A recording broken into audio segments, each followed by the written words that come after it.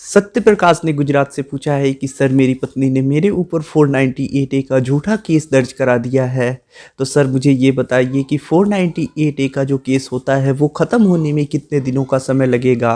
मेरी पत्नी के पास किसी प्रकार का कोई एविडेंस नहीं है कि मैंने उससे दहेज की मांग की है या फिर उसके साथ मारपीट की है। उसने मेरे ऊपर झूठा केस दर्ज करा दिया है।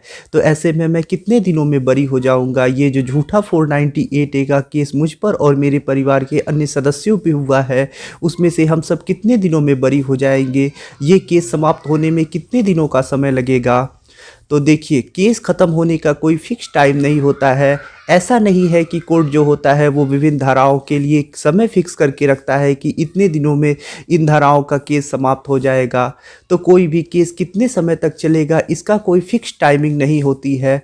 वो केस कितने दिनों में ख़त्म होगा इसके लिए कोई रूल नहीं है। कोर्ट में केसों की इतनी ज़्यादा पेंडेंसी हो गई है कि काफ़ी ज़्यादा लंबा समय लग जाता है एक केस समाप्त होने में।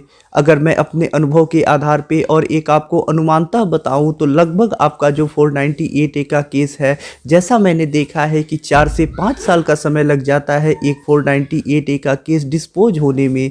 डिस्पोज होने का मतलब ये है कि या तो पति 498 ए के केस से बरी हो जाए, यानी कोर्ट उसे बेगुनाह मान के उसे बरी कर दे, या फिर 498 ए का जुर्म जो है वो पति के ऊपर सिद्ध हो जाए और पति को कोर्ट जेल भेज दे।